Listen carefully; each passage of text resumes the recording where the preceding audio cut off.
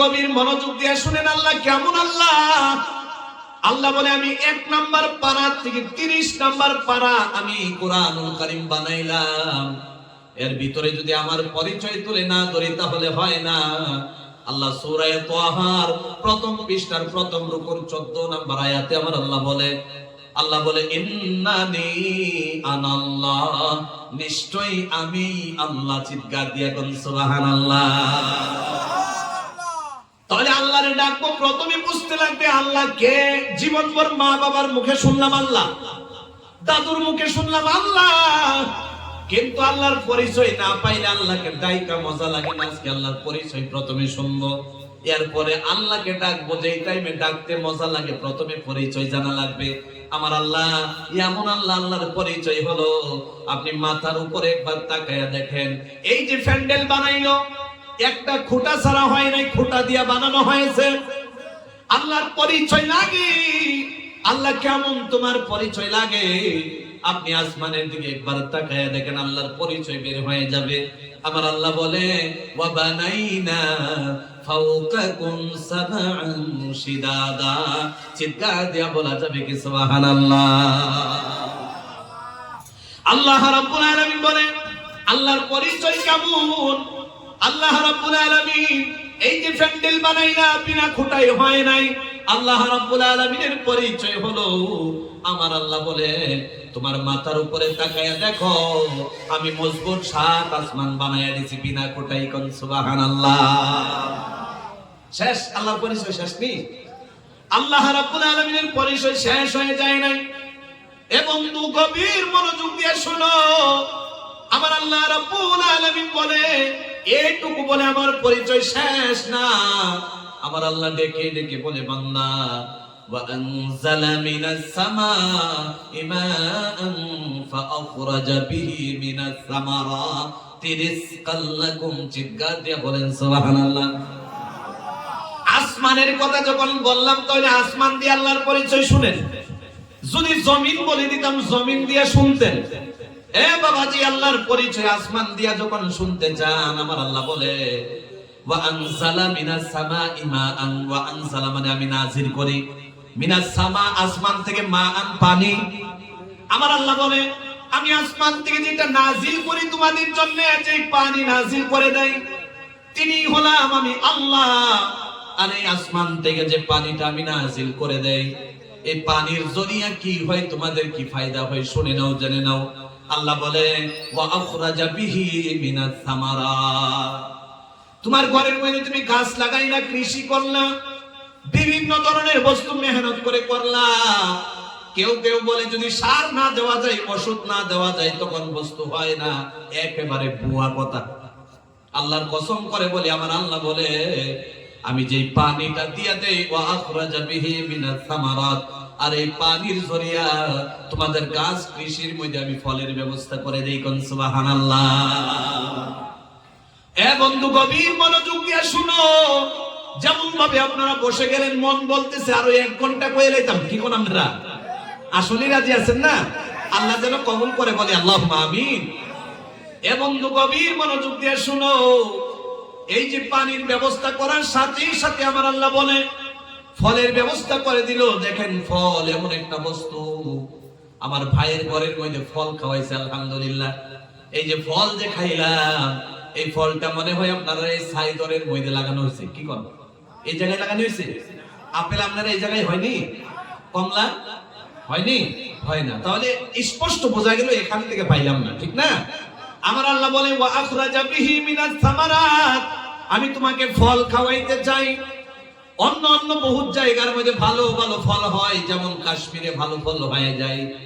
এ বাবাজি, সেখানে ফল হয়ে গেল, আর এই ফলটা একজনে ছিঁড়ে একটা কার্টুনের মধ্যে প্যাক করলো। এই প্যাকেটিং কার্টুনটা এই জায়গায় এসে গেল। এসে যাওয়ার পর কি আপনি কি না নিয়ে আসলেন? আপনি যদি চাইতেন অন্যটাও কিনতে পারতেন। আল্লাহ বলে না না, তুমি ছোট্ট একটা গোলাম, তোমার আমি এইটা খাওয়াবো, এই জন্য তারে দিয়ে কিনাইতেছি। এই যে আমার ভাই কিনা নিয়ে আসছে, অন্যটাও কিনতে পারতো, কিন্তু সেটা কিনা হয় নাই। অন্য ভাই কিনা নিছে, তারটা সে নিছে। এই যে ভাই কিনা আইনা কাইটা আমাকে খাওয়াইলো, সেই ভাই আমারটা আমার আইনা খাওয়াইছে। সুবহানাল্লাহ কইতেন না? এ বাবাজি গভীর মনোযোগ দিয়ে শুনো, আমার আল্লাহ যে খানি খাওয়াই, কেমনে খানি খাওয়াই? একটা বোতলের মধ্যে পানি থাকে, বোতল এই জায়গার থাকে না, অন্য জায়গার থেকে আসে। আপনি ডব ডব করে পানি গিললেন, একবারও মনে মনে ভাবলেন না আমার ঘরের মধ্যে কল আছে, কুয়া আছে, সেখান থেকে পানি খাওয়া যায়। কিন্তু আল্লাহ সেখান থেকে আমাকে খাওয়াইতে চাই, এই জন্য খাইতে পারলাম, ঠিক না? এ বাবাজি আমি সেদিকে যাই না, আসলে আমার সেদিকে কথা বলার মকসুদ না। একটা কথাই বুঝেন, আল্লাহর পরিচয় হলো, আল্লাহ বলে আমি পানি দেই, পানির জড়িয়ে ফল দেই, এই ফলকে তোমার জন্য রিজিকের ব্যবস্থা বানায় দেই। কোন সুবহানাল্লাহ। যিনি এগুলা করে তিনি হলেন আল্লাহ। কথা ঠিক না? এ বাবাজি এটা শুনলেন, আমি শর্ট করে দেই। আমি বললাম জমিনের কথা, জমিনের কথা। আল্লাহর পরিচয় যদি জমিন দিয়া শুনেন, আল্লাহ বলে আল্লাযী জাআলা লাকুমুল আরদা ফিরাশা। সুবহানাল্লাহ বলেন। আল্লাহ রাব্বুল আলামিন বলেন, এই যে আমি জমিন বানাইলাম, জমিনকে যে আল্লাহ বানাইলো ওই আল্লাহই বলতেছে আমি জমিনকে উঁচু নিচু করে বানাইতে পারতাম না, না উঁচু নিচু বানাবো না। যদি উঁচা নিচা বানাই, বান্দা পানি রাখতে পারবে না, ঘর বানাইতে পারবে না, কৃষি করতে পারবে না।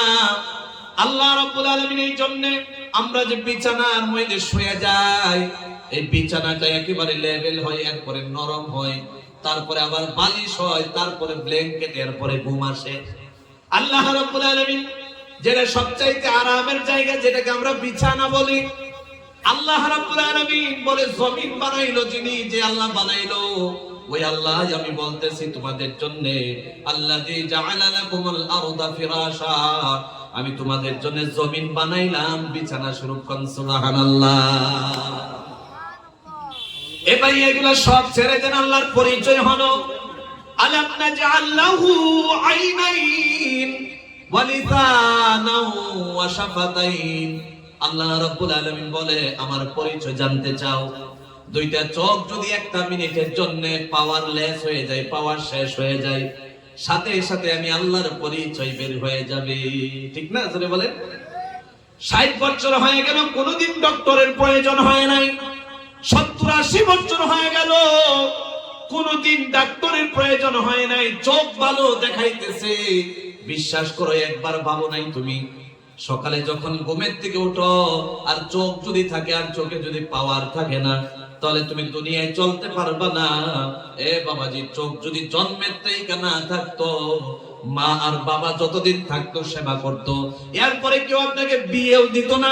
দিত নি? যদি কোন সুন্দরী বিবি পাইলা, সহজে পাইয়া লাইলা।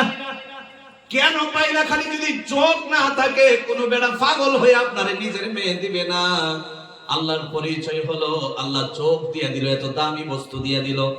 চোখ যদি না দিত তাহলে আপনি বিয়ে পাইতেন না, বিয়ে না পাইলে সন্তান পাইতেন না, আর সন্তান না পাইলে মা বাবা মারা যাওয়ার পরে আপনাকে দেখার জন্য, খিদমত করার জন্য কেউ থাকতো না রে ভাইয়া। আপনি রুটে রুটে গিয়ে হাত বাড়াইতেন, ভাই আমি চোখে দেখি না, আমার ভিক্ষা দিয়ে দেন। ট্রেনে চলে যেতেন, চলে যাওয়ার পর আপনি হাত ধরে ধরে বলতেন ভাই টাইমে টাইমে খাবার লাগে, আমি তো কামাই রুজি করতে পারি না। আজকে মালিক হয়ে গেলা, লক্ষপতি মালিক হয়ে গেলা, মনে মনে ভাবতেছো তোমার মেহনতের জরিয়া হয়েছে। না না, একেবারে ভুয়া কথা। আল্লাহ যদি চোখ না দিত, আপনি কোম্পানিতে কেমনে চলে যাইতেন? চোখ যদি না থাকতো তাহলে কেমনে পড়ালেখা করতেন? চোখ যদি না থাকতো কেমনে আপনি মাস্টারি করতেন? চোখ যদি না থাকতো কেমনে আপনি টাকা পয়সা রোজগার করতেন? একেবারে সম্ভব হতো না রে ভাইয়া। আল্লাহর পরিচয় হলো, আমি লম্বা করি না, আল্লাহ বলে আলাম নাজআল লাহু আইনাইন, আমি আল্লাহ কি তোমাকে দুইটা চোখ বানায়া দেই নাই? ওয়া লিসানান ওয়া শাফাতাইন, আমি তোমাকে কি জবান এবং ঠোঁট বানায়া দেই নাই রে বান্দা? জবান দিয়া দিত, যদি কথা বলতে না পারতেন, যেটা বুবা কয়, বুবা কোন নাম না? যদি জবান দিত, জিহ্বা দিত, কথা যদি বলতে না পারতেন, তাহলে আপনার কোনো দাম থাকতো না দুনিয়ার জমিনে। এই যে আমার এই চেয়ারে বসায় দিলেন, আলহামদুলিল্লাহ আলহামদুলিল্লাহ, আমার জবান যদি আছে, কথা যদি বলতে না পারতাম, আজকে এখান থেকে 300 কিলোমিটার গোলাঘাট ডিস্ট্রিক্টের নাগাল্যান্ড বর্ডারে আমার বাড়ি, এখান থেকে আমারে কোনোদিন আপনি এই জায়গার মধ্যে আসতেন না। আনতেন নি আপনারা? কি কোন একমত নাই আপনারা নাকি? কি কয় না? জবান না থাকলে আল্লাহ নিলে আপনারা কোনোদিন অসম্ভব নি। আল্লাহ রাব্বুল আলামিন বলে ওয়ালিতান, আমি তোমারে